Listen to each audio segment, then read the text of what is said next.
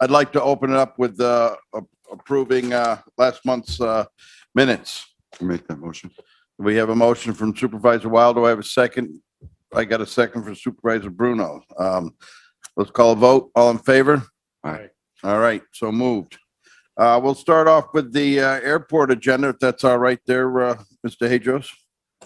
But, well, actually, we do, I have a discussion item that I kind of added on because something came up last week, and Charlie's actually awfully busy, so if that's all right, we'll Absolutely. go to Charlie so he can jump back and continue doing his great work that he does over there for buildings and codes. It was brought to my attention, last week, there was some little disgruntled, not even disgruntled, but I think it was more of a miscommunication and some confusion amongst some of the towns and villages compared to what Charlie does in buildings and codes. So after looking into it and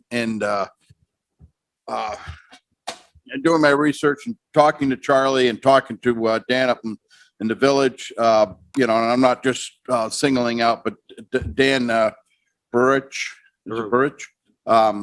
is what it came through. It was brought up to the attention to me by our chairwoman and Claudia, who were at the meeting. So basically what we have is a little confusion of how we do things. Warren County does buildings and codes. All right. The towns and the villages take care of their stormwater. So, and their regulations. So if you have a building and codes or a, what would it be? A stormwater and that under, help me out, Charlie. Land use and development, town issues, land use and development. Okay, thank you, Charlie. So actually, I'm just trying to get a little summary. So basically what is, Charlie has a book of codes that he goes by to where he can issue a temporary CO to have people move in. And the village has their, land use that they have to follow through. So what the problem is that Charlie can issue a temporary CO due to his New York State code book. And the town or the village could get upset because some people have a tendency to maybe start skirting, finishing what they have to do, because Charlie can keep extending it. So basically, in the discussion I was talking to Charlie, if maybe what we can do is before Charlie can enter a, fill out a temporary CO, that they get sign off for a temporary CO from the town, so the town or the village has their opportunity to stay in with keeping the codes, to get them complete. If everybody's following what I'm saying, something simple. So, after talking to Charlie and Dan, they thought that was a really good idea. Now, the towns in the village have to sign off for a final CO, but they don't have to do it for a temporary CO. So this way, if someone gets a temporary CO and their stormwater's not done, the town really doesn't have any way to do anything because Charlie doesn't have to pull their permit because they've met all the codes to move in. So this way, it brings in the county and the towns together where they have control and they can say, all right, they haven't completed their stormwater, would say their agreement was 30 days after the temporary CO. Charlie can pull it and not hit his department as him being the bad guy. It's because they did not fulfill their wish with the towns. Does everybody follow what I'm saying? No. Okay. You don't have any issues up in your area? I can just say I'm not interested in changing the way things are done if that's where this is headed. No, it's not changing it. All it's doing is adding it up. So you have control along with the building department if someone does not complete the requirements that they need to when they're doing a building. You follow what I'm saying? You have jurisdiction over, or maybe Charlie, you explain it a little bit better. Maybe you can help Andrea out. Summarize a little bit better for you. All right, thank you. I will. Take it away, Charlie. Each town in the county has their own land use and development. We issue building permits based on the state code guidelines, Title 19, Part 1203. outlines the state requirements. Our local law mimics that outline pretty much to a T. We deal with all the different towns except for the Queensbury and the city. And some towns have zoning. Some towns have very active zoning. Some towns have no zoning at all. There are literally no land use and development regulations whatsoever in 2 towns that we deal with. So we have a pretty broad spectrum of how we interact with each individual town. Probably, and I'm going to just throw a number out here, about 10 years ago, and that may be give or take 3 or 4 years. Several of the towns requested that we start having them sign off prior to us issuing COs, okay? As a handshake agreement, because there's nothing in our local law that we can enforce with that, we chose to. That's the town and village of Lake George, town of Bolton, town of Hague, town of Johnsburg. All the rest of the towns have never requested any sort of sign off from us. So moving forward, that's kind of been the status quo. We ask that they get their sign offs before we issue them either temporary COs or full COs. In most cases, I think it's been very beneficial to the towns to help with their enforcement. However, when it gets all said and done, we can't enforce a town law. So their requests are basically, when it gets to the end of the project, almost exclusively, it's all pertaining to town-related items. They have their own local laws, and I haven't read all of the town local laws about zoning, but I would imagine they differ quite a bit depending on whether you're in the Lake George Basin or you're not. And again, some towns have no zoning regulations. So we kind of strictly stick to what we can enforce within our local law and the state codes.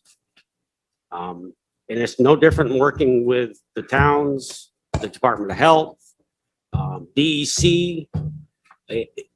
Everybody has their own jurisdiction and what they can enforce in their rules and laws.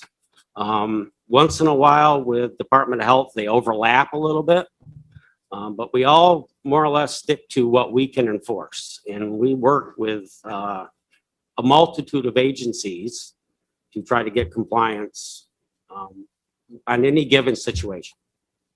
I mean, just last week in one of the towns, we worked with the zoning office and the Lake George Park Commission on a property in Trout Lake. You know, Department of Health several times. That was all Thursday and Friday of last week. So our limitations and our stance has been, we stick to the building code and what we can enforce in there. And there is no part of our local law that says we have to get a town sign off from any given town, no matter what their local law says. So that's kind of been where it's at.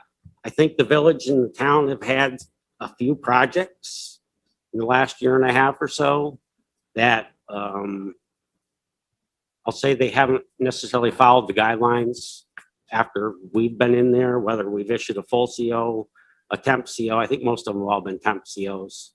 And they've had some pretty radical changes to their sites, not following stormwater stuff, all that.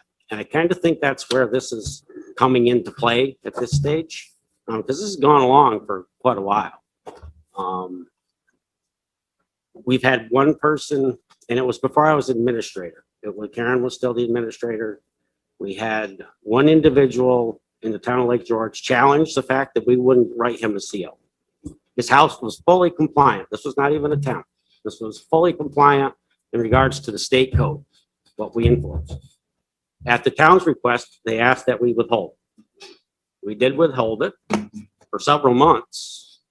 I was not the inspector on the site. I only know from being in the office and the conversations that were had around the office. Karen was the administrator. Martin Affredu was the county attorney at that point. It got to the point where we either have to defend our decision for not issuing the CO or issue it.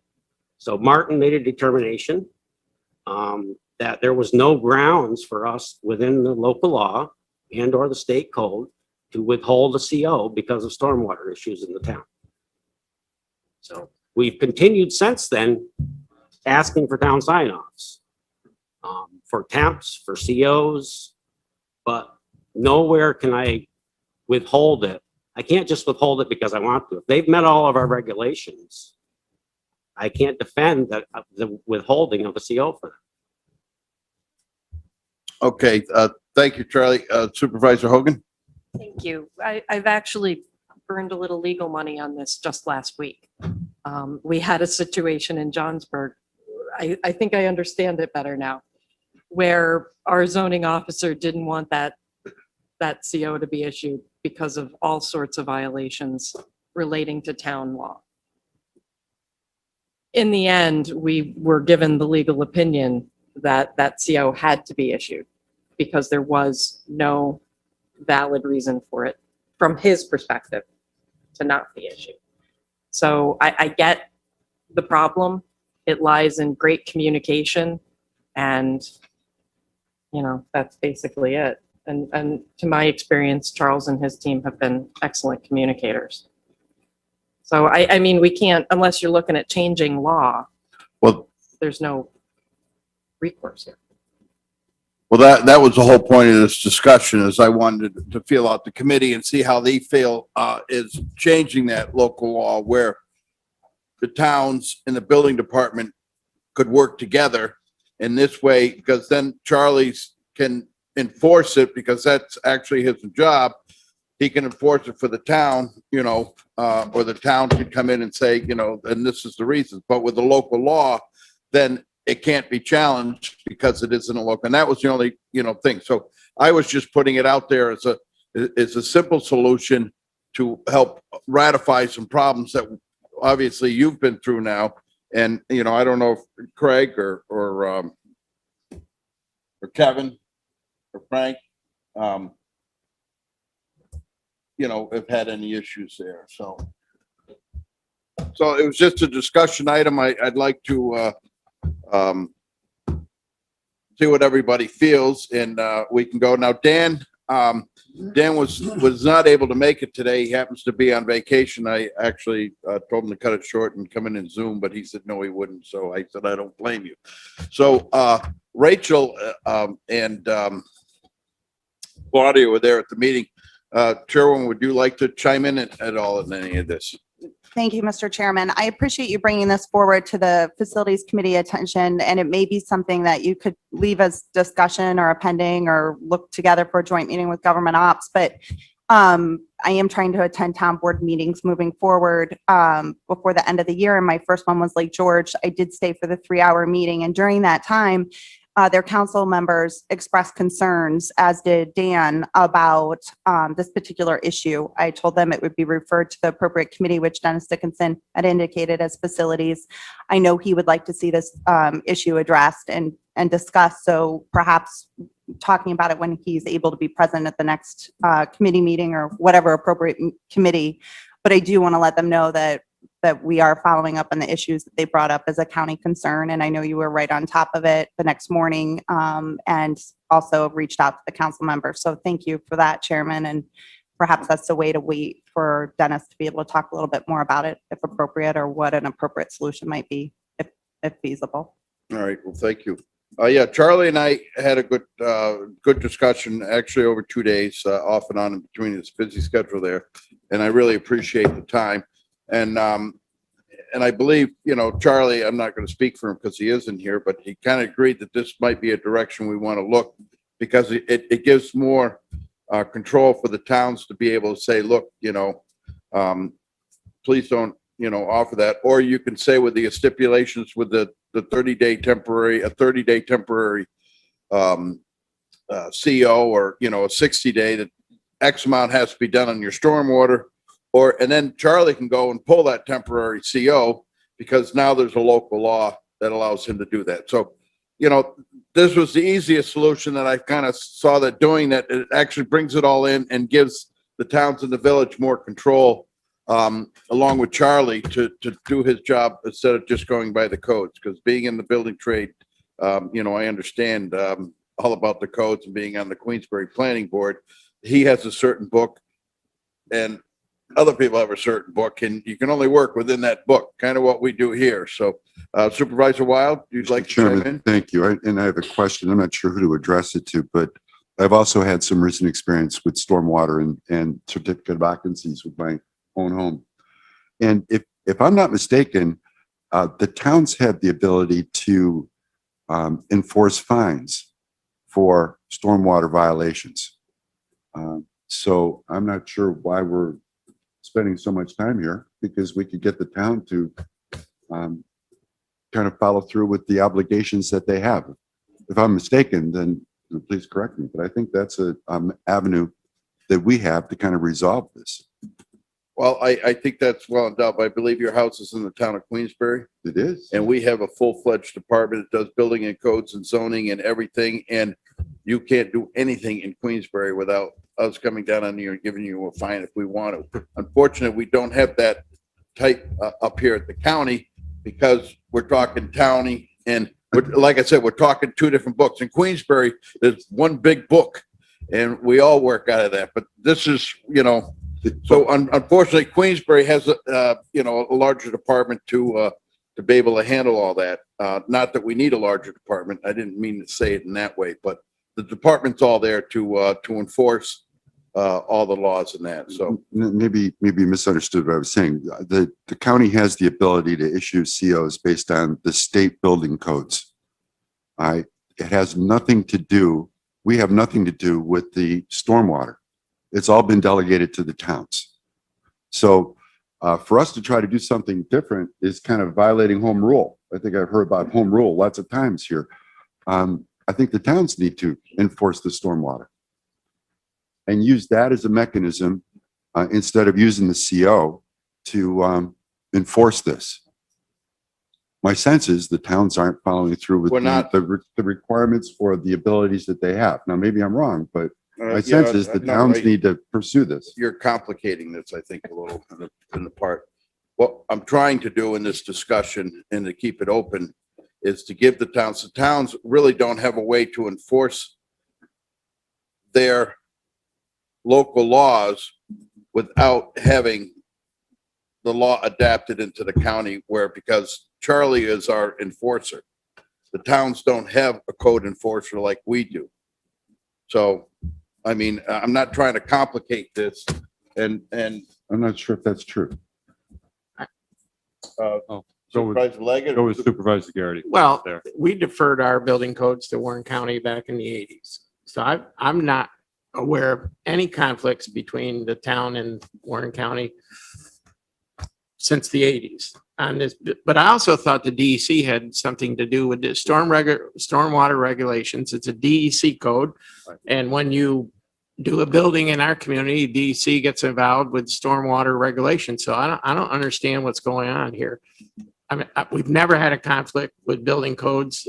We work hand in glove with them on everything we do up there. And so I'm kind of confused by this. Maybe Lake George has different, they have an APA zoning regulation in the town of Lake George, correct?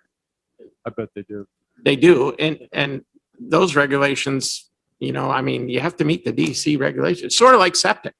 You have to meet DOH. You know, we have to rely on Department of Health regulations for septic. So you don't run into a lot of conflicts, but I've never had a conflict with Warren County that I'm aware of since the 80s. So I just don't know.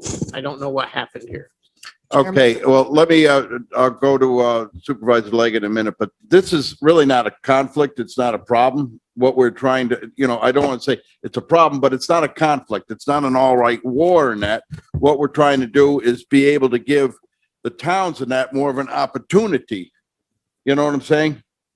To get involved with being able to follow out. I mean, to me, it's a simple thing. Maybe I'm just trying to be too simple. But Supervisor Leggett. Thank you. To comment on Supervisor Wild's, I think it is the DEC that's in charge of stormwater. Right. And there's certain things that trigger their stormwater reviews. We do not necessarily work with stormwater per se. On site plan reviews, certain things are taken into consideration, but most single-family home construction do not trigger things where you need to have stormwater compliances on them for the most part. We are suffering with one right now, and this gets into the silos. So you have DEC with the stormwater, you have DOH with wastewater, you have and well water. You have Warren County fire building codes. You have town zoning. You have APA wetlands. And it gets very complicated. And all of these agencies do not have a vehicle for really passing information smoothly back and forth to each other. It happens. We've worked it out for all these years for sure, but there are bumps in the road because one thing happens independently of another. And this is what you brought up is a case in point where our Department of Building Codes has their job and their authority of what they can and cannot do. And it butts up against what a town wishes they could do or can't do. And you get into these complications. So the solution for it is perhaps being able to have a more streamlined, unified process for all of this to happen and make sure that things come into place and have it become user friendly.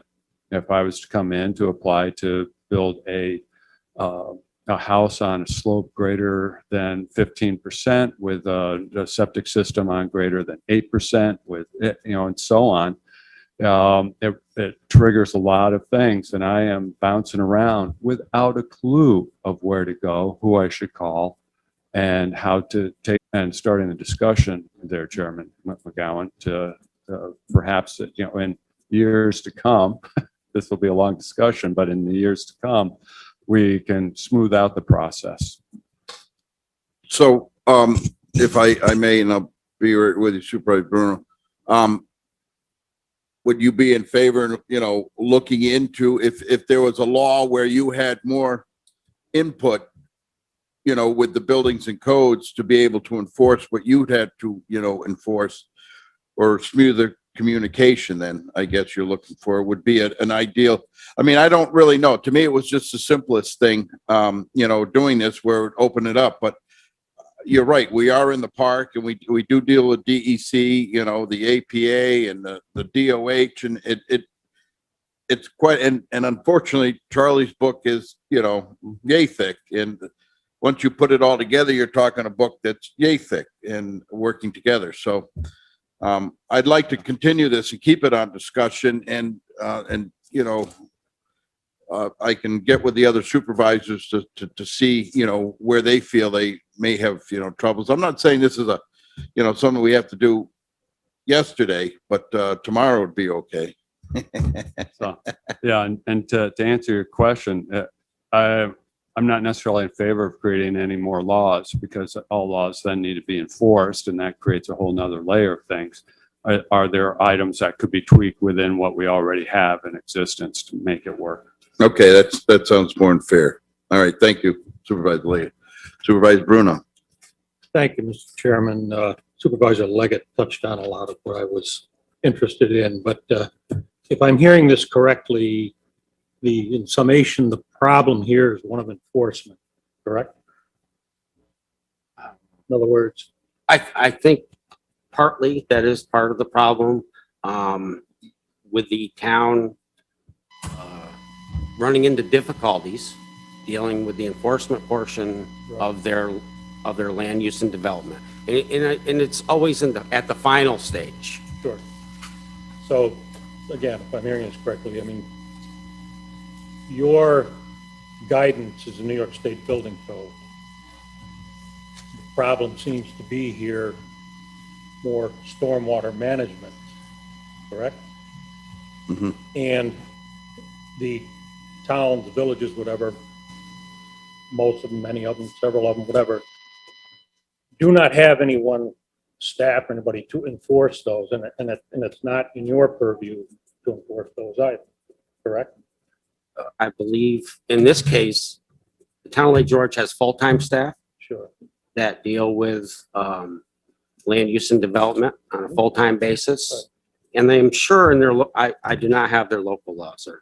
And nor do I really want to read any of the town's local laws because I don't want to enforce any of them.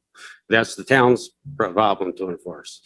But I'm sure in their local law, built into their local law, they probably have an enforcement tool to gain compliance. I mean, any of you can chime in with your local laws, see if you know, to kind of back that up if you, but I would recommend if they don't have that enforcement tool in there, that they put that in there. Now, I have no problem if the board so chose to pursue some sort of back and forth to continue to help the towns out. But if I guess my thing is if I'm going to have to pull a CO or withhold a CO, I need to be able to defend why I withheld that CO. And I have to be able to back that up in a court. So until that mechanism is put in place, that's just kind of where I'm at with it right now. So this is my point, if I might interject. Sure. You're talking about you have, again, certain parameters, and I know I'm intimately familiar with all that. You can enforce, you can hold people accountable to, you can deny a certificate of occupancy. I'll go to Supervisor Hogan. In your town, you don't have anyone to enforce, say, your stormwater.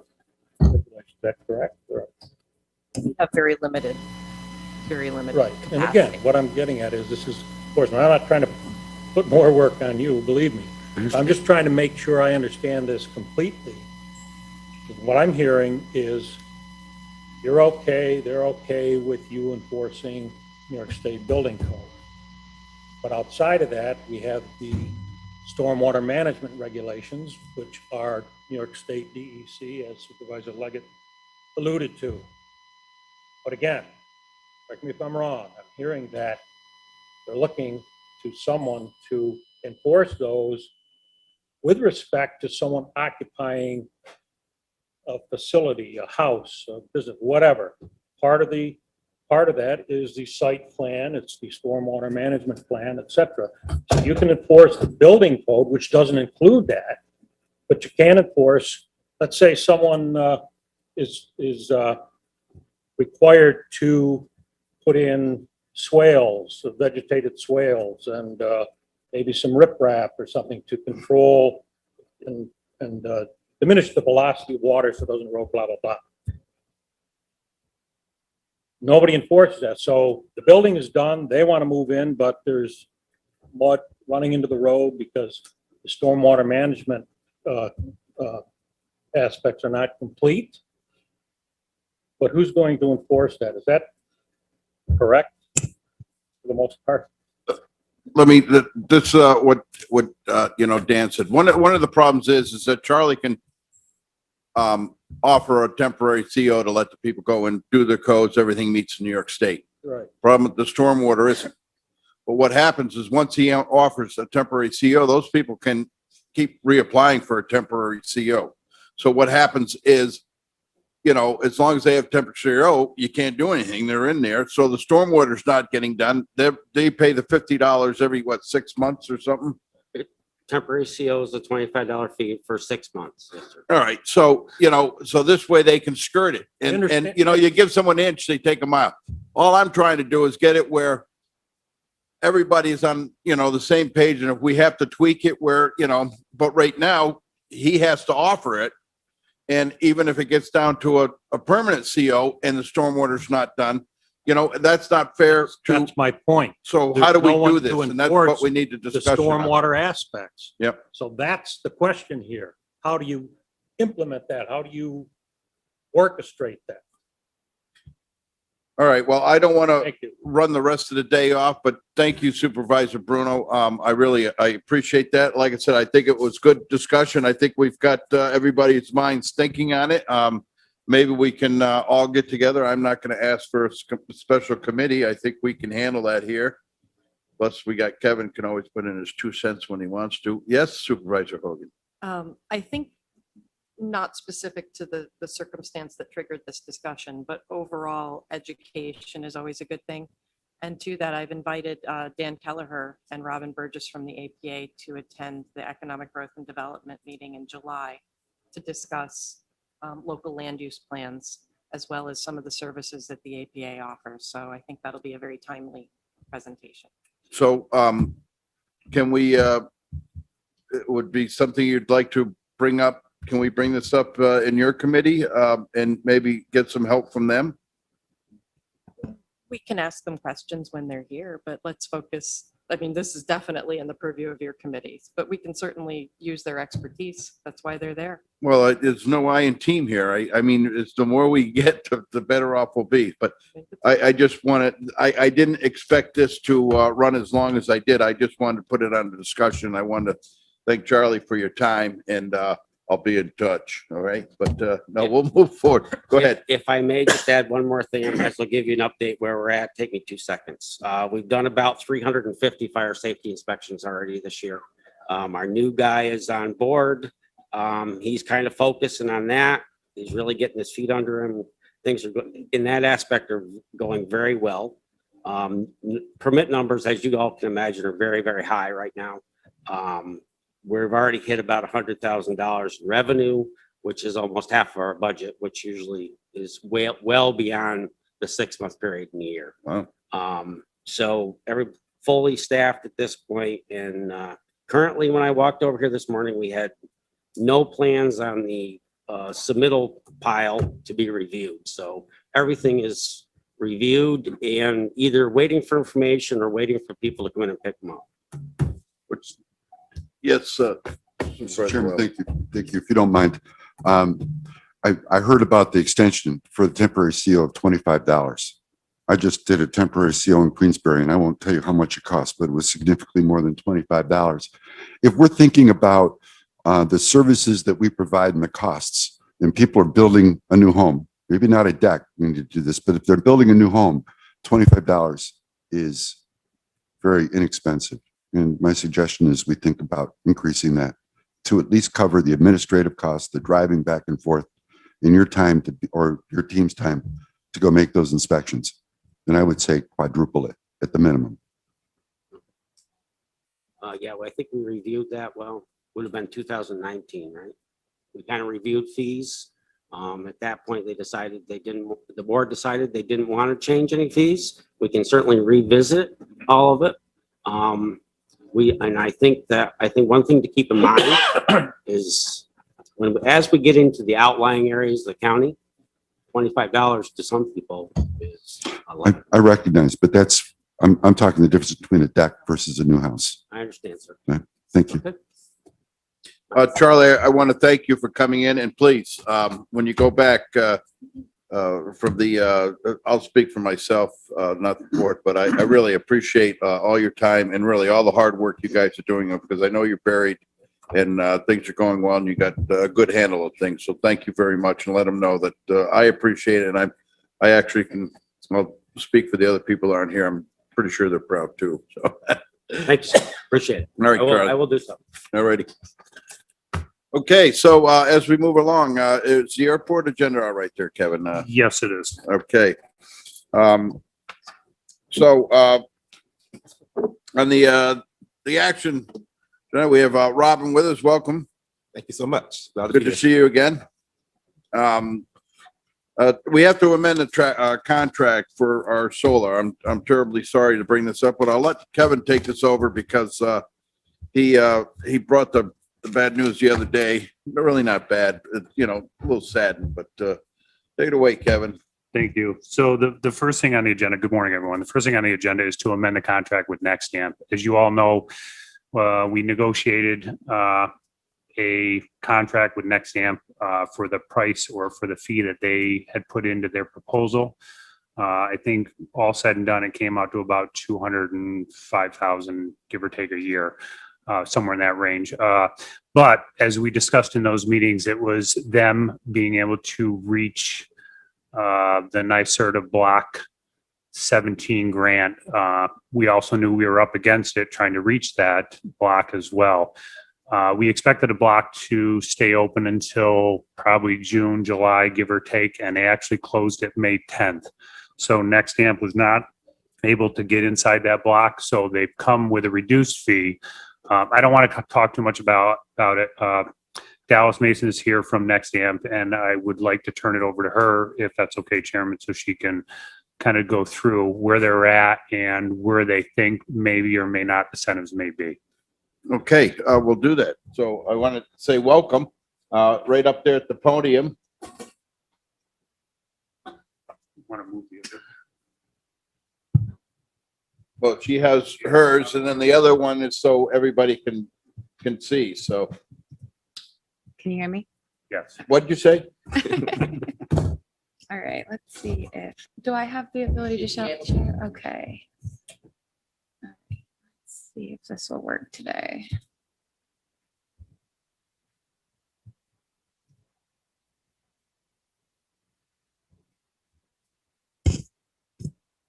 All right. Hi, everyone. My name is Dallas Manson. I'm a business development manager for NextAmp. Also on the Zoom call is Mike Cucchier, my director of development. He wasn't able to make it in person today, but wanted to attend on Zoom in case he had anything to add to the presentation. Thanks, everyone, for your time this morning. I will kind of just walk through where we are with the project, and then I'll kind of walk through the incentives. And then I can leave it open to questions at the end. All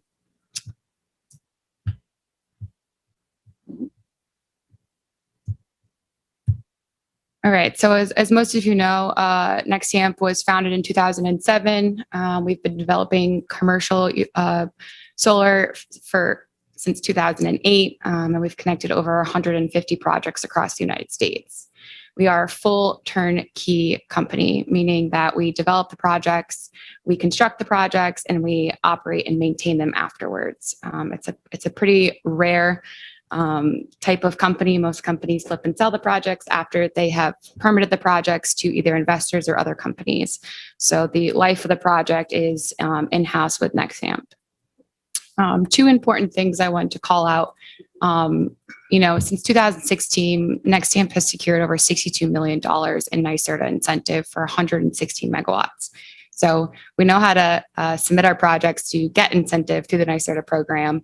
And on top of that, we have an in-house policy team that is actively engaged in the solar market in the state of New York. These 2 points are key for the rest of the presentation, because unfortunately NYSERDA has dropped the incentive, but I just want to point out that we've worked really hard to make sure we received incentive out of the projects and worked very hard to try to get this project in a place to submit. So as you guys may remember, this is the northern array. Our proposal was a 6.5 megawatt DC facility. This is our southern array, again, another 6.5 megawatt solar facility, totaling 13 megawatts. So essentially, typically when we enter into an agreement, we will not start or get onto the property until we have an option or agreement in place. But as promised at our March meeting, we were trying very hard to submit this project to the NYSERDA block. Therefore, we kicked off the project right after your guys' April, I think, 16th approval. So far, we've submitted an interconnection application to National Grid. We've retained EDP Engineering, who has completed wetland delineations and has almost completed the site survey. I believe Robin has heard from us a bunch and has completed a lot of paperwork for us to be on site with drones. We have sent notices to U.S. Fish and Wildlife, as well as the Office of Park, Recreation, and Historical Preservation, and they have already gotten back to us with confirmation noting Indiana bats on the property, and that we would not have to do an investigation. which is typically a 3 to 6 month process. So good news. So our next steps. Next steps are a draft civil site design for the county to review, which is currently in process. Once that design is put together, we would submit it to the county for any feedback or recommendations. I know there are some setbacks that Kevin has mentioned from the airport takeoff. And then we would submit to the county in Queensbury, and we'd also file the FAA filing. So all of this has been completed today, again, with no contract in place except for a resolution that was issued in April because we were trying to beat the NYSERDA deadline, which we were hoping would last until August. And as Kevin stated, it was closed in May. So how does the New York State incentive work? Here are your base incentives. The New York State Public Service Commission established what we call VETR or value stack. And as you can see up here, there are 5 values that we are compensated for with our electricity. It's energy value, capacity value, environmental value, demand reduction value, and the LSRV, which doesn't apply to this project, but I wanted to show it because you'll see it on the next slide. So this is our base incentive. This is what we will always be essentially paid for. And an additional, NYSERDA put together what we call an upfront incentive, the megawatt block program and a community adder. So they were 2 upfront incentives that you got on top of these values and rates. I know this is very small for you guys. 1 second. I wanted to give you an example. So this is pulled straight from the NYSERDA website. They have a calculator that anyone is welcome to go on and download, and you put in very simple project attributes. Anyone here can do it, and I'm happy to walk you through it afterwards. But I, again, wanted to show these are the values that we receive. So I'll move it over. So as you can see, right now, we only receive the energy value, the capacity value, and the environmental value. I wanted to show this because the environmental value is the important factor here. As you can see, the environmental value is consistent throughout the life of the project. This is on a monthly basis. It's showing 2 cents right now. It was recently, like 3 weeks ago, recently increased, but it hasn't been reflected in the NYSERDA calculator. Oops. Let's go back. So on January 20, we submitted our proposal in December, and in January 29th, NYSERDA announced the closure of the upfront community adder, which was 15 cents a watt. We came and presented in March and made the county aware of the closure of the community adder, and also said we are in a race to get block 17. Typically they close within 6 to 8 months. And again, this one closed in 5 months. On May 20th, NYSERDA announced the closure of block 17. So in the past, as you can see on the right, NYSERDA would close a block and add another block with more capacity at a reduced rate or incentive. Typically they would drop from 11 down to 9 cents. That is what we were anticipating. Instead, NYSERDA completely removed the upfront incentives. So to put that in perspective, NextAmp would have been allocated an estimated $3 million in upfront incentives, which we will no longer be receiving since our submission in December. So here are the 2 lease proposals. The top lease proposal is what we submitted in December with our RFP. And the bottom proposal is now what we're calling the floor lease rate. As you can see, I'm happy to zoom in again. I know it's a little small on the big screen. As you can see, we were originally offering total lease revenue over 25 years, 6.6 million. That has been reduced to 4.2 million. And as you can see, that $3 million incentive really impacted what we could offer to the county. We were essentially passing that incentive on to the county. So I'm here today to really present that floor lease rate that's up there, and that right now we can guarantee to the county, and can move confidently forward into the permitting process on this project, knowing that in the end we can offer you that 10,000 a megawatt and 2,354 on the north site an acre and 2,973 on the south site. So again, I just wanted to show these two to show really that $3 million incentive was being passed on to the county essentially, and that's now no longer being received by Nexamp or passed to the county. So where does that leave us? NYSERDA has had what they call technical conferences, one in April and one in June. So this is all pretty fresh information. Nothing is final. This is just conversations and at the technical conferences that NYSERDA has held. So there are two possible incentives coming up. The first one is an increase in the environmental value. And if you remember on the calculator I showed before, I showed that the environmental value had was consistent throughout the project. So an increase in the environmental value would help this project. However, they're recommending up to an 8-cent increase, but we have absolutely no idea what it could be increased to if it's increased at all. And then the second option is called a competitive solicitation approach, which we would prefer the state did not move into. It would essentially cause a bidding process where we could bid into the state at the environmental value that we need for the project to move forward. It would be a long process. It'd be very competitive. I wouldn't be shocked if people were bidding at a lower rate than what it is to try to get their project selected.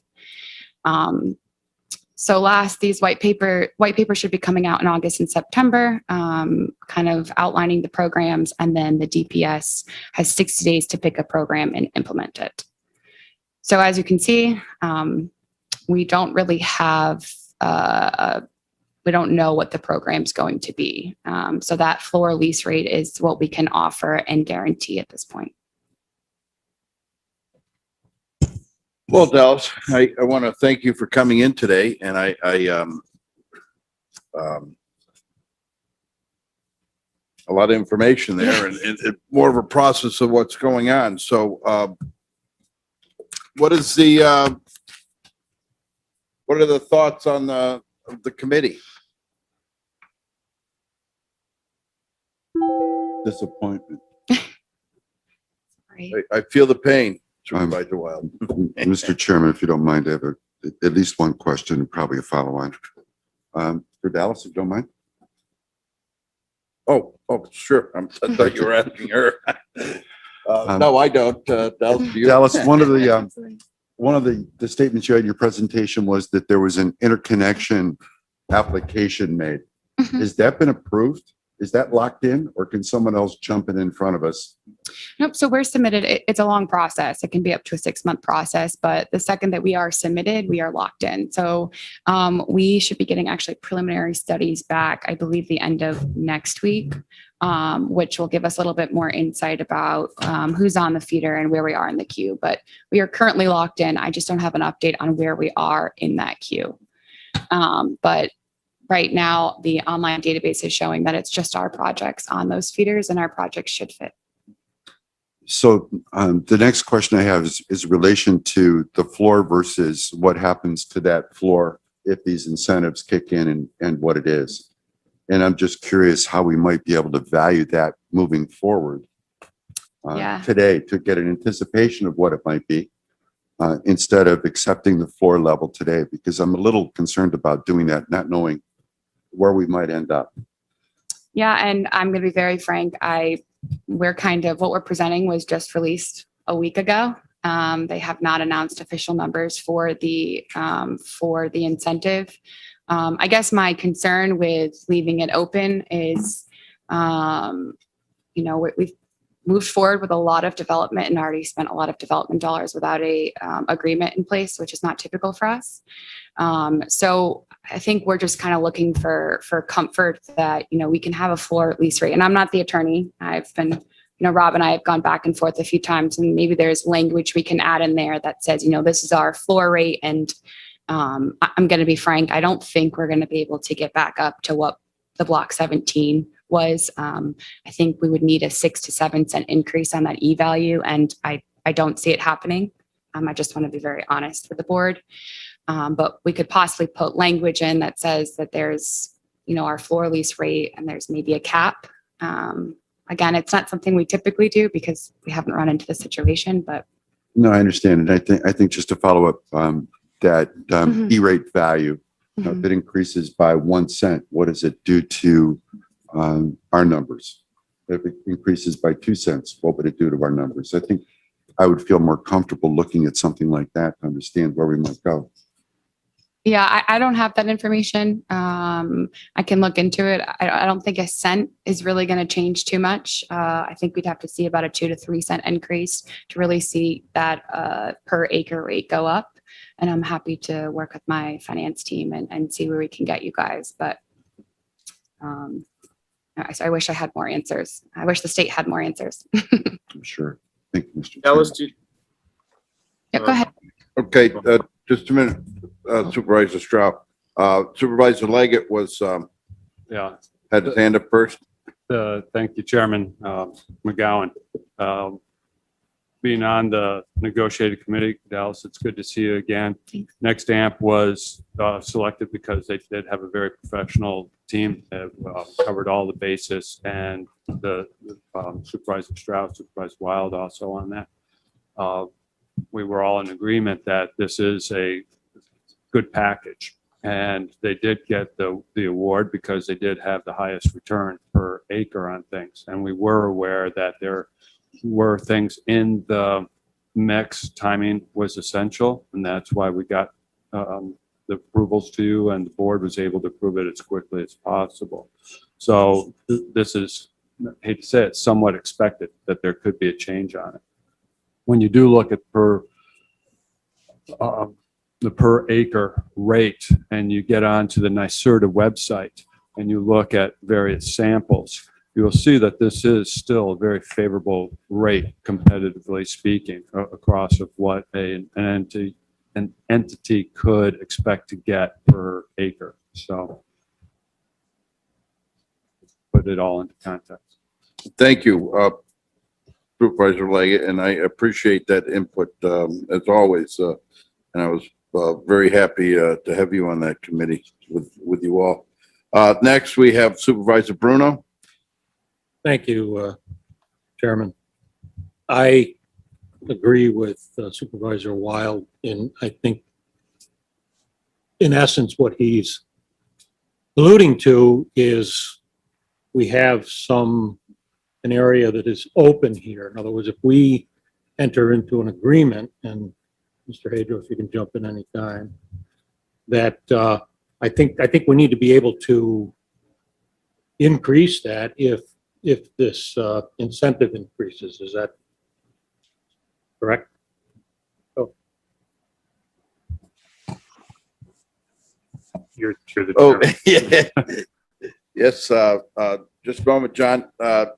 Yes, Yeah, I mean, again, I think Dallas said it is, and I think Supervisor Wild, I understand where he's coming from, but this comes down to I basically say the county attorney and NextAmp. Is there some way of putting something in this amended contract that would say that we get to this cap? But as Dallas said, she doesn't have the answers, and she's not going to know based on this somewhere in August, September at the earliest. I don't want to hold them up from doing their work. I want to continue them moving forward. So again, maybe I'll defer to Robert. Is there something that can be put inside the contract that says if or when some incentive comes through, that we will see some type of increase? But she doesn't even know what that is, and I don't think we do either. Right. In a nutshell, yes, we could put in a contingency for a price increase if there is some kind of incentive, like the NYSERDA Sun incentive or something like that, which at this point sounds really speculative as to whether it's even going to happen. But I mean, we could put in a contingency for funding at that point to increase based on that. I would definitely speak with Dallas and everyone else at NextAmp to get as much details about what that would be, because you'd want to have some criteria in an agreement as far as what kind of incentive it might be, how much would it increase by, what would be, just as a sense of criteria, category, any kind of idea of what, if we don't have a dollar amount, then some kind of qualifying factors as to what would count as an incentive that would increase the amount of rent payable by NextAmp. And that's something I can definitely work out with NextAmp and their council. We can put contingencies in like that. I think that's reasonable. Thank you, Mr. Chairman. No, you're welcome. Just a minute. Fine. Supervisor Stroud. No, thank you. Yeah, $2.4 million drop is significant. I mean, if we're representing the county's interests, you might even make the argument you have to go out to bid again, because this isn't, a small drop. It's a rather large drop, $2.4 million.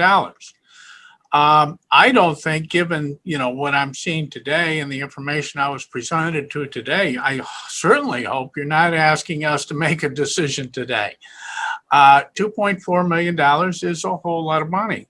And as the whole conversation today stated, there's a whole lot of things in flux. There's a lot of unknowns. There's a lot that may be happening.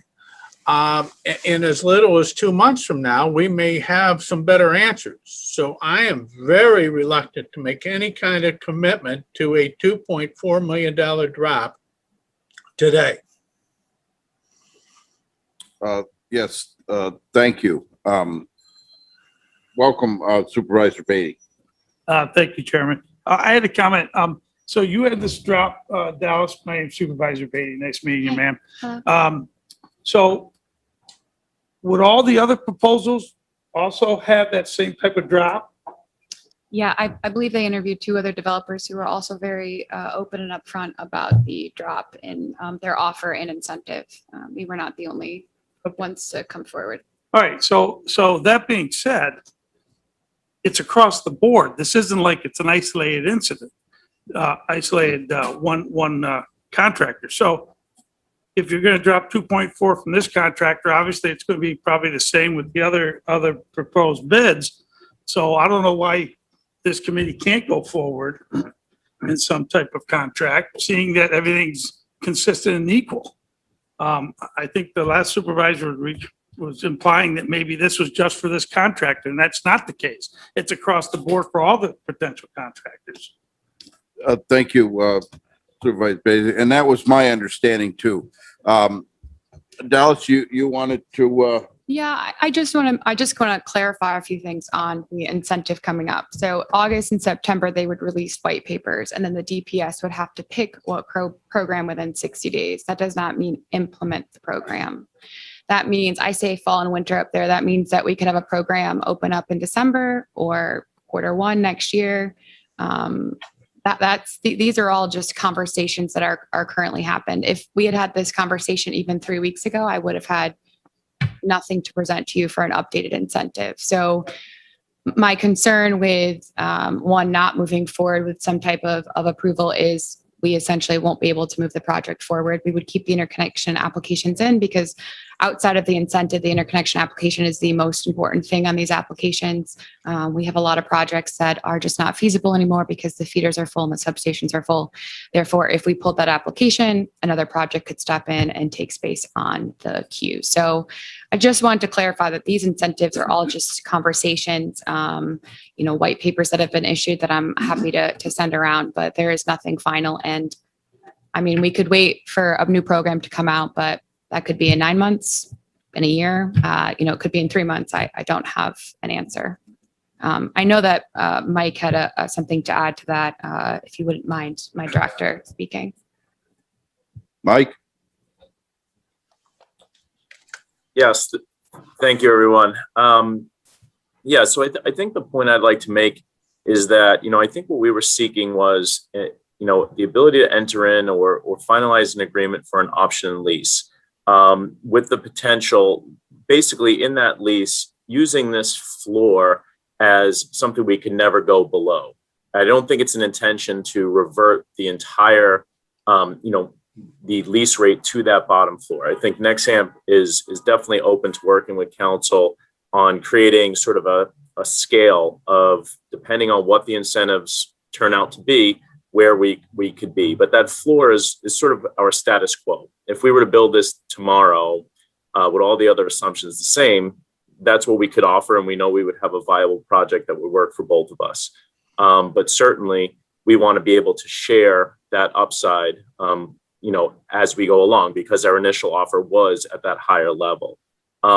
I think the nice thing for the commission here in Warren County is that this will be very transparent. So if we could work behind the scenes on like sort of a bit of a scale saying, here's the floor. If we get an additional 2 cents on the value stack or 3 cents, this is where the lease rate would be. And that's something that would be easily verifiable, whether through the VDR calculator spreadsheet that Dallas was showing you earlier or through those orders. So I would just say that we are not trying to revert to this lower one and lock you in there. We're open to having that and trying to get back as close as we can to that original offer that was the award-winning offer. So that was my only statement there, and sounds like there was openness to that. Okay, is there anybody that would like to speak that hasn't spoken yet? Okay, Supervisor Wild. Mr. Chairman, thank you. Michael, thank you for that, your comments about trying to work behind the scenes, because that's really where I was going, to understand where we might end up if the incentives happen. Related to that, I'm not sure how the block grant works or these other incentives work, but if we do start to initiate the project, does that preclude us from getting these incentives? Because the incentives are based on for future projects instead of projects that might be underway. So I'm just curious if there's a risk to us by moving forward now versus maybe pausing for a couple of months. I Yeah. think there's a larger risk not moving forward, because if they do open up, if they go with that second option, and Mike, please feel free to jump in, that competitive solicitation, and let's say they open it up in December, they're going to want fully permitted interconnection applications, lease agreements in place. They pretty much want the whole package to be able to submit for that program. I would be shocked if they would let you submit projects that haven't been developed to hold up the queue, essentially, or other projects that are submitted are most likely going to be fully developed. Previously, NYSERDA required you to have all those requirements. Dallas, I'm just going to say that, yeah, I mean, at this point, really, Nexamp is holding all the risk now. We have, money out the door on the interconnection studies, survey, et cetera, which we're bearing. And Dallas is 100% right. The way these programs have existed in the past is that you had to show the project had met some pretty high thresholds, including approvals and interconnection agreements, et cetera, in order to get into these incentive programs. That's not going to change. So it is in the county's interest for us to keep pushing this forward and have a project ready to either take advantage of what they call sort of a walk-up and obtain the incentive the way it had been in the past with the block program, megawatt block program, or for a procurement program where they're going to say, you're going to need to meet these milestones in order to enter. So it would be in our interest to keep going. I think pausing, would lower our chances of getting whatever those incentives are in the at the outset once they come and are released.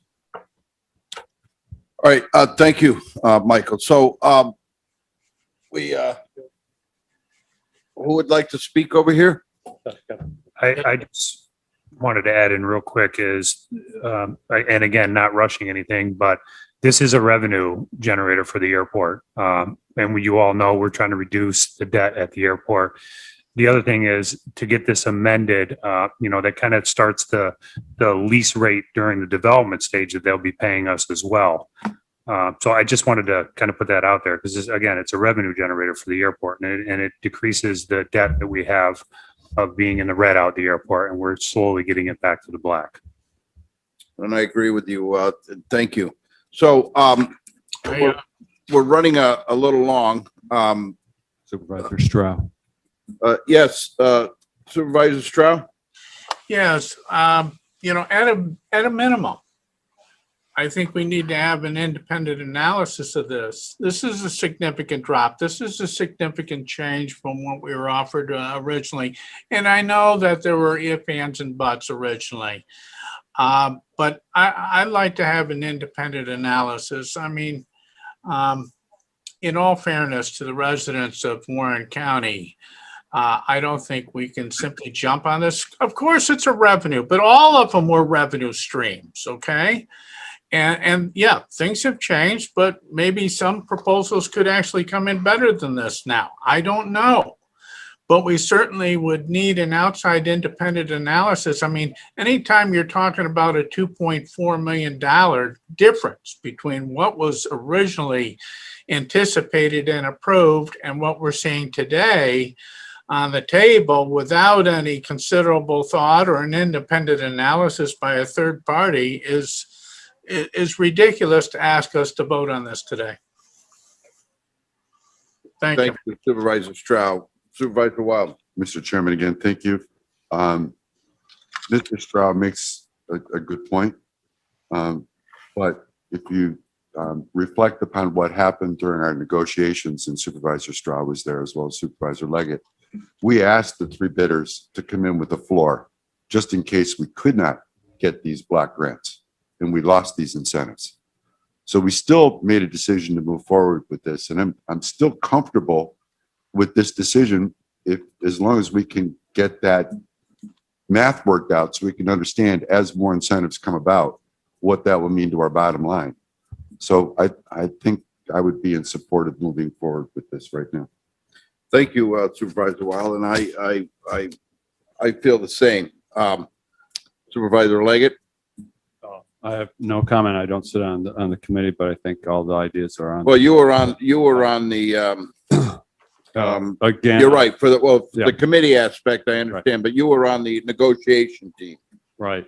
When you look at, are we looking at 13 megawatts? Is this Yep, right now it's at Yep. 13 megawatts. right? So I just wanted to point out, for an outside analysis, anyone can go on the NYSERDA website and look up this information. That's all public information. So it's pretty straightforward in the sense of, if we're not receiving the 3 million, nobody else is receiving the 3 million of upfront incentive. There's no special program except for residential, which is very small.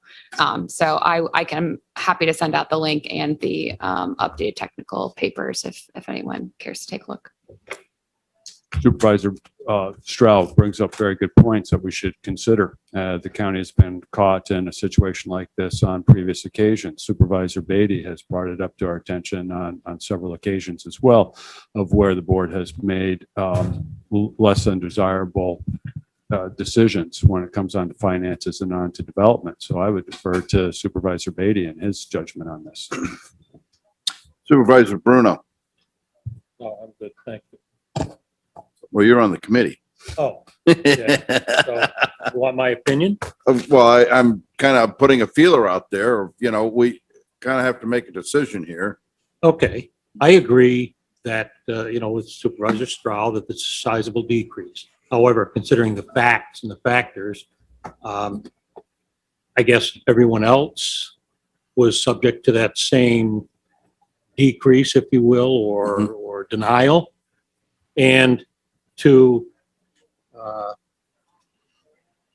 Mr. Hajo's comments, the airport is in the red. We're trying to reduce that, and I'm bouncing around here a little, and to Dallas' comments, if we delay this, they can't move forward. It jeopardizes the things down the road, later on, et cetera. So I think we should move forward with the caveat that our attorney, in concert with the developer, develop a contract or what have you, an agreement that has some, called an escalation clause, whatever you want to call it, something in there, so that in the event there is an increase or one of these other awards is realized, that we can increase our revenue. Does that make any sense? Sure does to me. Okay, One more, Mr. Chairman. one more, and that's it. We're running behind. And if I may, for the committee, I'm going to put on a hat from a prior roles that I had in my life. And I would make proposals to businesses to do certain things. One of the things I always looked at was some kind of commitment to move forward. We gave a commitment to this organization to help move forward that said we would accept the lower one. We knew what we were getting into going forward. To back out of this it's almost to the point of saying that we're retracting our word that we gave them. We gave them a resolution that said, we wanted to move forward with this so they could invest. I feel as though we are committed. We did our due diligence early. We knew that the chance that this could happen.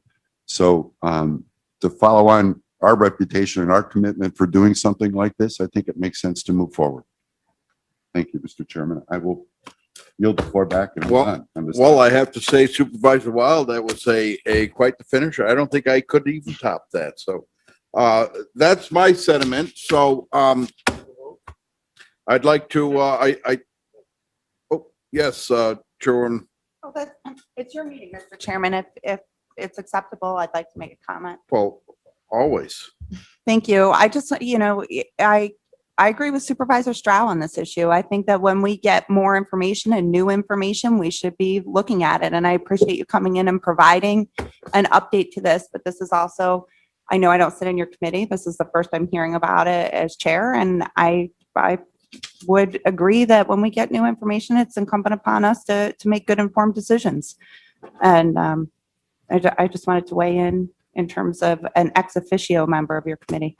No, I appreciate that. One of the things I want to say is, I've been following and in the paper and everything that there's a lot of future fields that are coming up or areas that are opening up for this. And I feel, in my opinion, following all this, in the background there, because I trusted my solar committee to come up with the correct contract, and there were some give and takes in there, and we knew the chances that would be taken. But in my humble opinion, if we pull back on this, there's so many other solar fields out there that everybody's applying for, and we come back. I would pretty much feel that the deal would not even be as close as it is now. So I would like, am I able to say this, give my opinion? Oh, the parliamentarian, am I able to give my opinion of what I feel, or? I think that if you're going to do that, you need to step away from All the chair. right, so I will go on the vote of the committee. Are we ready to vote on this? Yes. Okay, I'm gonna call the vote. Well, for one, should we look to get it amended so any incentives come in that it will, we could benefit from these incentives is if our attorney Robert is Twilliger is willing to work those out with Dallas, is that? Yeah, I mean, we can even enter into a separate option with the lease attached, and we can negotiate that. I think just for us, an option agreement is just for the first 6 months. We're moving through the process that kind of guarantees us that we're going to move into a lease. So I'm happy to work with Rob in the background and put together a scale to attach to the lease. He has already reviewed. We've already come to an agreement on the option lease, except for this portion. So is the committee comfortable with that amended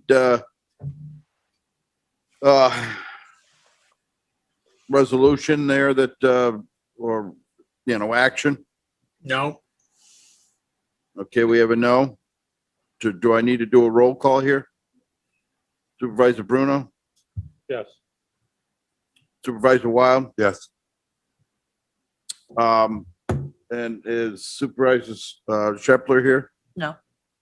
All right, so we have a no and 2 yeses, so we move forward. So I will call a vote for the new amended. You have to make a motion. There's no motion on the floor for this.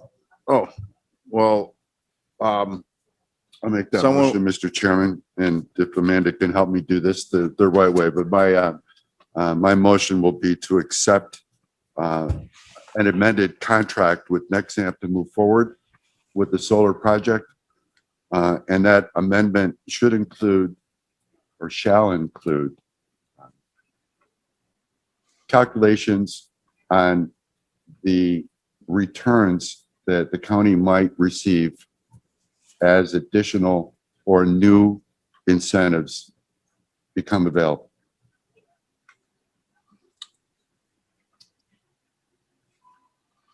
Okay. So does that question? Yes. So does that mean that if the terms of the amended version are not acceptable to this committee, that we can say no? I mean, because we haven't seen the terms, we don't know what the terms would be. There is so much that's wrong here. A $2.4 million decision in a half an hour period. There's so much that's wrong. I'm sorry. Well, there was a $3 million incentive that was pulled, so, And For there may be a all- $3 million. for all for all companies, so. I don't know. I'll call the vote. We'll go. Is that, Amanda, is that, You need a second to your motion. so I need a second? I got a second from Supervisor Bruno. So I'll call a vote. All in favor? Mr. Chairman, if you don't mind for a second, maybe what we could do is have the negotiating committee come back together prior to this going to the full board to make sure that we are in acceptance of the proposed modifications and amendments to this contract. How does the committee feel of that? I agree with that. To me, it sounds very fair. Do we want to add that on too? That's a change to my motion, Amend your motion. amending my motion. Need a So we second. have a change to the amended motion and we have a seconded on the change of the amended motion. Could you restate that again, please? I'm sorry. Could you just restate that again? So Your amendment. I just wanna be sure. That it, We pulled the committee together. yes. The special solar committee. That we pull a negotiating committee together to review the amended contract prior to the next board meeting, Prior to submitting it to the board. prior to submitting it to the board. I'm sorry, just to be clear, is that on the floor or for us to provide a scale of some sort of what we may think the incentive is? My sense is it's a scale, a sliding scale based on whether it be that the energy incentive or some other incentive. Just so we have a sense of understanding what our return might be if some of those become available. So it's clear to us now before we get into it later and you tell us later what it is. At least we have a sense of understanding what that calculation is now. Okay, but starting with the floor and up. That, The floor and up, Okay. yes. understood. Thank you. Well, And we, I'm sorry, Amanda and Tammy, did that work for you? okay. So now I can call the vote, correct? Yes, sir. All in favor, say aye. Aye. Aye. All right. No. Opposed? Me? Okay, we have Supervisor Strow on the opposed. So so moved. Okay, I want to, Dallas and Michael, thank you very much for your time this morning. It was sure an interesting morning to start off with. So quickly as we move along, we'll jump right over to discussion items. We have Thank you, the, everyone. is that cool? Going into discussion items, Rob, you got to step away, Kevin? No, I was just going to say thank you to Dallas before she left. Thank you. Dallas, thank you. So we can just start with discussion items. I'll turn it over to Robin to hit on a couple of those, and then I will also hit on a couple of them. Good morning again, everyone. Again, for those who are not aware of who I am, my name is Robin Mapp, the airport manager at Floyd Bennett Memorial Airport. Thank you so much for having me. Just quickly go through the discussion items. I know we're falling a little bit behind time. The SRE Bay construction project, that's still on hold. There's no further update at this point in time. The hangar project is almost completed. We're still on schedule to have the new tenants moved in July, which we're very excited about. I will be confirming the date individually and to all of you as soon as we have that final day in mind. Commissioner, anything else you want to add to that hangar? No, I don't think so. I think that's all. Great. Chris Grant, Tiffany, you want to speak to? So the CRISA grant, as you all know, was part of the coronavirus relief funds from FAA. We had the grant in. The county or Floyd Bennett Memorial Airport was to receive $23,000. The grant's in, and actually, I think it's been sent to Chairwoman Seaver, but if she hasn't gotten it yet, then please let me know. But it's for her to do a DocuSign, and then it'll go to the county attorney's office as well. So probably within the next couple of months, once that's signed, we will receive that $23,000 from FAA. The next item we had on there is the airport master plan. I think most of you remember probably 5 or 6 years ago, Bill Loeb wanted to take on the task of doing an airport master plan because ours hadn't been updated since 2008. He soon realized it's a very large task. In fact, most consultants won't do it for less than $350,000, give or take. That's a number that I have right now that could change. We've been discussing with FAA to do an update to the county's airport master plan, but it's not in kind of the near future outlook. Based on our last discussion, and Robin, you correct me if I'm wrong, but we're looking about 2023 to have our new airport master plan. That plan basically would kind of show us what we're going to do over the next, say, 10-year period at the airport, whether it's new hangars, new development, pavement, maintenance, anything. It'll tell us basically for the next 10 years what our future projects would be or what we would like to have out there. So, but that won't be coming until 2023. And then finally, I'll let Robin touch on this because he's probably got to get out of here soon and go meet with the FAA. So we're having our annual FAA inspection for the airport. It's scheduled to start at 1 p.m. I should be there hopefully very soon. For those of you who are not familiar with what the FAA annual inspection entails, it's basically a two-part process. First is the administrative side as well as the site side. So we've passed the administrative part of the process, and now they have an inspector coming to physically inspect the facility. So gates, perimeter fences, runways, taxiways, any records that are kept, we're all making sure that in compliance with our Part 139 airport operating system.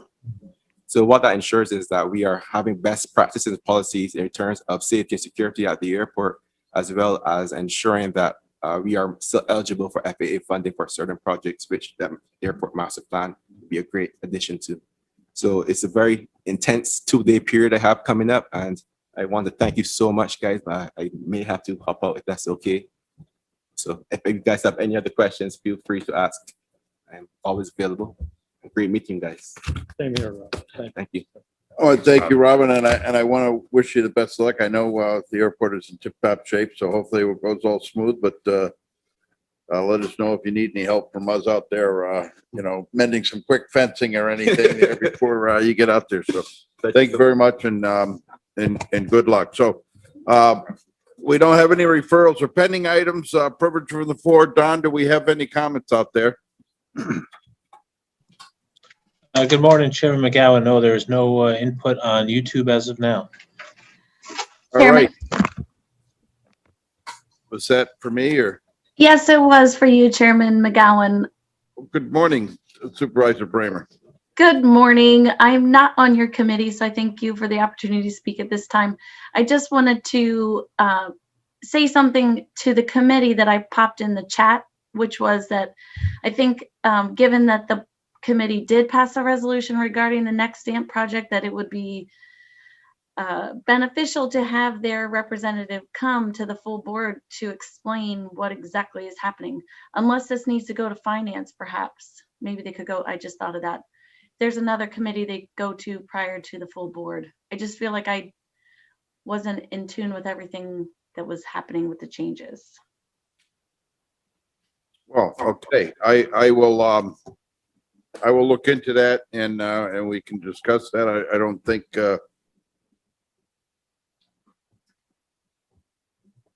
for right now, I just want to keep things moving. Is that all right with you? Courtney? I'm just asking you to look into it. Yes, thank you. Yes. Okay, will do. All right, let's jump right over if no objections to the buildings and grounds agenda. I have a comment. I just wanted to, if I might, regarding the airport master plan. I've been involved with City of Glens Falls for many years and other entities, and I'm going to be very blunt. master plan sounds great to a lot of people. But, to Mr. Hajo's point that a lot of consultants, and I have been one, would not undertake this for less than hundreds of thousands of dollars. My point is, I would look long and hard at any expenditure on a master plan, because you develop the master plan, and unless you're diligent about looking at that periodically, and I don't mean every other year or every year, maybe every 6 months or something, the thing sits on a shelf, gathers dust, people feel great, but it's a lot of money out the window for nothing. So I just want to make that comment. I'm not totally against it, but I would be against spending a lot of money on it. So. Thank you, Supervisor Bruno. No, I kind of have a tendency to understand, the frustrations of that. We have one that it's in 2008. I'm not, quite sure. So I'd like to, have the opportunity to review that. I'm trying to think, between 2008 and now, what has changed at the airport? What have we accomplished on the master plan? You're absolutely right. Before I would look into, asking the committee to spend money, I would think that, I do my due diligence to make sure that, we look at the old one and first and see on that. So, being just a discussion item, it's something that, we're just putting out there. So, Mr. Hajos. Thank you. Or Commissioner Hajos. I don't want to dwell on this, and I understand where Supervisor Bruno is coming from. The master plan, as I said, that's exactly what it is. It lays out a plan for the airport for the next, say, 10 years. If you look back at the 2008 master plan, you'll see things like development of hangars, development of rebuilding taxiway lighting that we have going on now, the SRE building. Those are all things that were included in that master plan back in 2008 that are now coming to fruition now. That's what that is. It's a planning tool for the future. The FAA actually, to some degree, requires you have that updated every 10 years. We've been lax, and they're not overly concerned because they know that we're looking to get the funding from them to cover the cost. We would have our typical local match, which would probably be about 10%, maybe even 5%. But again, we're looking to get the funding through FAA to fund this. So there'd be a very small portion for the county to fund. Well, I guess my quick question would be is that, why couldn't we think about what we need ourselves for our airport and what our community and county needs? Why do we have to spend $300,000 for everybody else to come in here? Can't we kind of put our heads together and maybe save some money? Again, I don't want to dwell on this. I know we're behind in meetings today, but that is part of the process for the master plan. Is there's stakeholder meetings, there's public hearings on it. It's not a enclosed box that a consultant develops all this for us and then we say, okay, thank you. We get the public involved with throughout the entire process to make sure that they're on board with what we're doing. All right. Well, thank you. We'll keep that on discussion. Yes. Thank you. I'll be very quick. Having been involved in grantsmanship, working with federal, state, and in some cases private organizations on funding, Mr. Hajos is certainly 100% accurate. The game that they play is that they want you to have that master plan in order to be competitive and receive those dollars. So in order to get into the game, you got to ante up a master plan. It's got to be a professional master plan. That's just the way it is with with federal and state funding in a lot of cases, not just airports, but everything. All right. Thank you, Supervisor Driscoll. All right. So can we move on from the airport? Is everybody comfortable? Okay. So we're going to go right into the action agenda for the buildings and grounds agenda.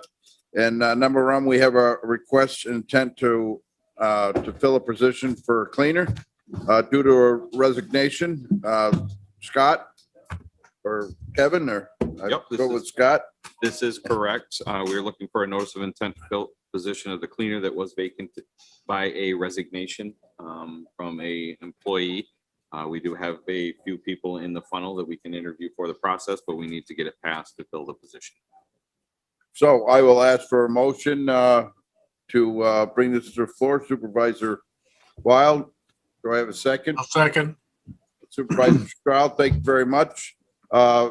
Any discussion? I call a vote. All in favor, say aye. Opposed? So moved. All right.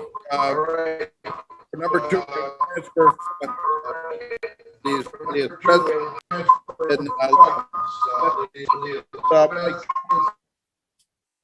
Thank you. This is a transfer of funds. This is, the rationale is for the asbestos and lead-based testing for Commissioner Hajos, you want to bring us up to snuff on this one? Sure. So this kind of goes on to the part of our referral and pending items as of the new Joseph Warren Center for the old former detention home. So Scott and I met with the director and staff of the Historical Society to go through what they wanted to do to the detention home. My first suggestion was that we would look to test for asbestos and lead-based pavement within the building, lead-based paint within the building. They agreed. We reached out to our term agreement contractor, which is Atlantic Testing, and they came in with a fee of about $7,600. They will go out through the entire house building and test for lead-based paint and asbestos, and they'll send it out to the lab. Within 2 weeks, they'll have a results for us to let us know what's within the building, and then that'll be the determination where they can move forward within that building, or do we have to do abatement first? This is not money I had within my budget. I'm looking for this through the contingency fund. I talked with Supervisor Thomas about this. He agreed that we should bring it to committee to move it forward. We also had our first meeting with the individuals, as well as the person, Shane Newell, who has all the Joseph Warren memorabilia, to be part of that. It was a very good meeting. But again, from that meeting came out that this is kind of the first step that we got to move forward with. I don't have the money in my budget, but Supervisor Thomas said we could take it out of contingency, but bring it through committee for approval. Thank you, Commissioner Hajos. It's a lot of money, and I don't want to hold this up because this has been a great project that we've been moving forward for, and I'm happy for it. But one of my questions would be to Mr. Hajos. I mean, we use Atlantic. It's not a bid thing. Are we getting It is a bid thing. We did a term agreement with them for bids based on prices. We had. And this is a good price then. It is. We had 2 or 3 contractors submit bids for our term agreement for testing. The next contractor in line to these guys, it would have been probably triple this cost. All right. So I'd like to bring this to the floor.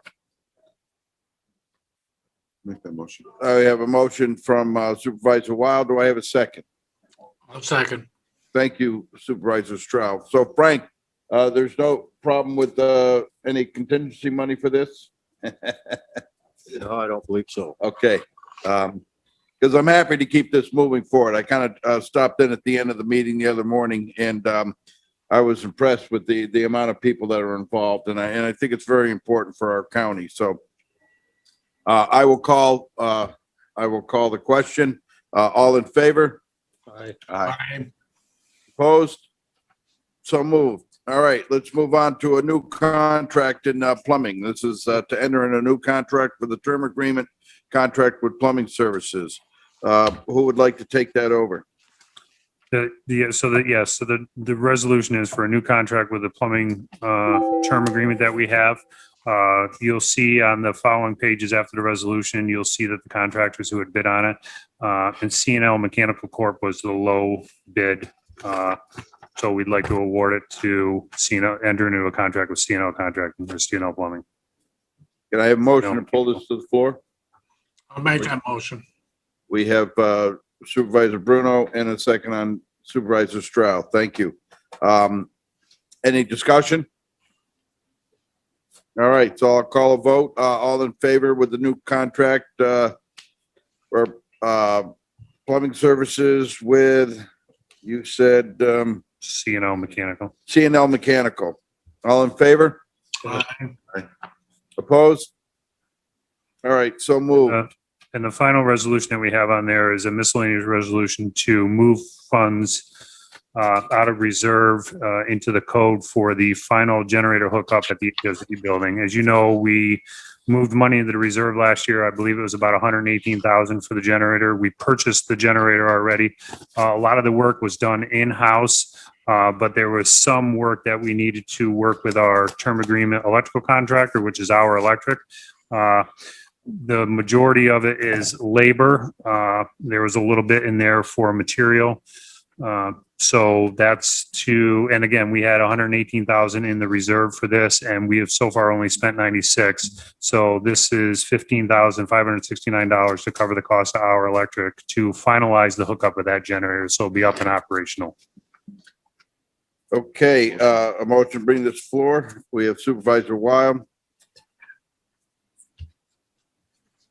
Thank you, Supervisor Bruno. Any more discussion? Just a brief question, if you don't mind. Yes, Supervisor Wild. Thank you.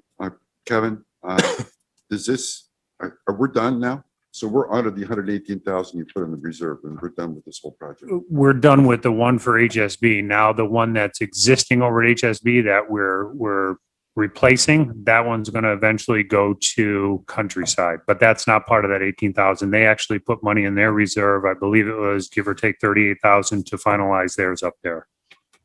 Thank you. All right, so I'll call a vote. All in favor? Aye. Opposed? All right, so moved. Let's keep moving along here. Discussion items, court update. Mr. Hadros. Just real quick, the Judge Offerdu's chambers and with all his staff are complete. The court clerk is complete, and now they've moved into the DA's office and they're starting to work in there. They've actually been in there almost probably 2 weeks now. And this is well ahead of schedule. They didn't expect to be in there till September. I have one quick question. How many walls do we have in the building that are as thick as that one is downstairs going toward probation, that you have a window on one side and you have that 2 feet of dead air space, and then you got a 4-inch block on edge? That just is totally amazing. Reconstruction for 60 plus years of rehabbing a county center, and that's what happens. Wow. Well, that's just unbelievable. Thank you for that update. The last real quick thing I had under discussion items is our work request program, just to let everybody know, because I wanted to do this every month. We're just about up to 800 work requests in the Buildings and Grounds Department for this year.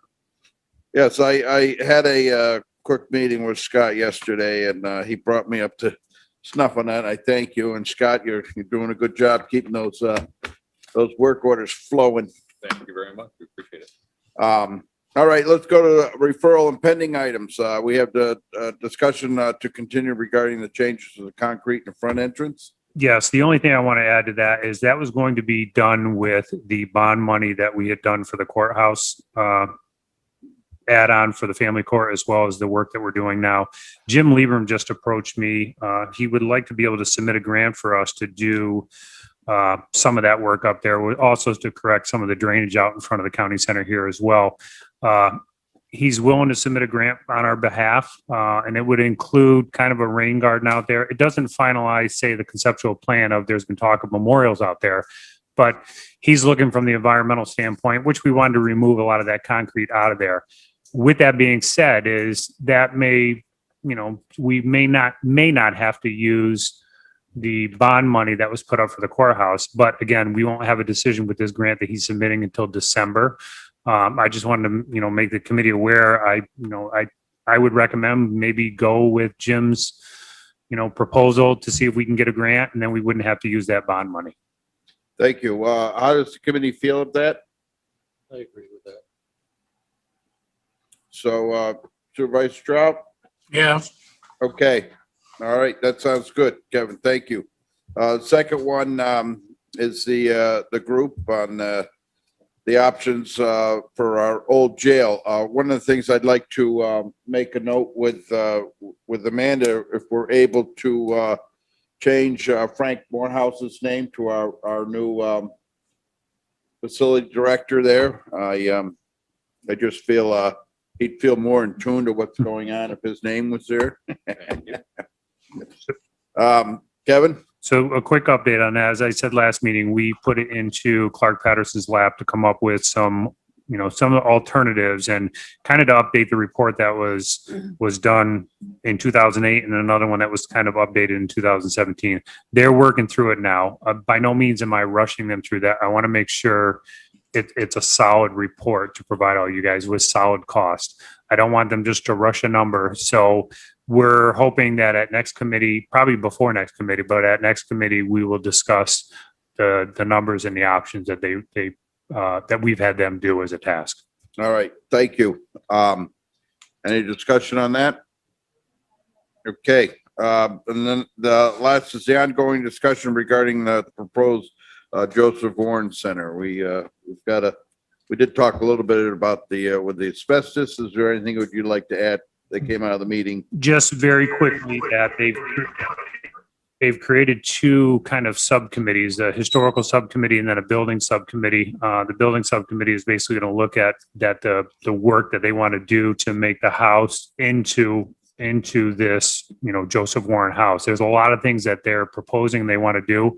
They believe, and I'll have Supervisor Thomas correct me if I'm wrong, thinking that this would be over a 5-year period. I guess I was the person who put a little bit of a damper on it all, saying, well, all this comes down to funding. And the fact of the matter is, the only thing that I've ever funded for that building currently is to be able to pay kind of the water and sewer taxes on it, as well as for the utilities, and that's it. There is no other funding and that's the reason why for the asbestos and lead-based testing that we had to reach out to Supervisor Thomas and bring it to committee to get it from contingency, because I do not have any money in that. So with that being said, I don't know if Supervisor Thomas wants to add anything more. No, I think you covered it pretty well. I think they have had a structural assessment of the building done. But they're looking in the future, near future here to have an architectural firm come on board. I don't know if the county has one on bid or whatever, but so basically we formed the two committees and that's where we're working from. One's to develop the museum itself and the other's to develop the building. So that's kind of where we're at. Money's going to be part of it. They feel they can probably get some grants and donations to also help the county. But I think the county's, in my opinion, is definitely a huge part of this. I agree with, and thank you, Supervisor Thomas. So, all right, so moving on. Any discussion on that? Okay, privilege of the floor. Mr. Lehman? Hi, Chairman McGowan. We have nothing on YouTube as of now. Well, I thank you again. So, in that case, I will look for a motion to adjourn. I have a motion for Supervisor Bruno. Do I have a second? I'll second. Supervisor Stroud. All in favor, say aye. Aye.